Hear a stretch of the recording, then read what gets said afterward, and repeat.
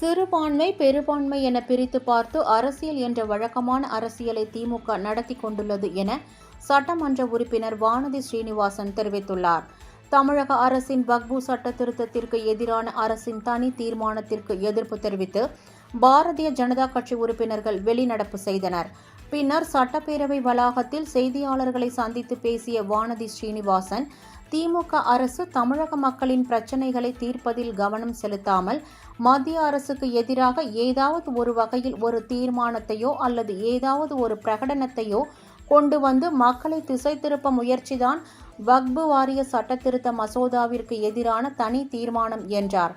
இந்து மக்களுக்காக அவர்கள் நிர்வாகம் செய்கின்ற கோவில்களுக்கு எல்லாம் தனியாக ஒரு அமைச்சரை நியமித்துவிட்டு மத சுதந்திரம் பற்றி எங்களுக்கு பாடம் எடுக்கிறார் முதலமைச்சர் என்றும் அவர் அப்போது தெரிவித்தார்.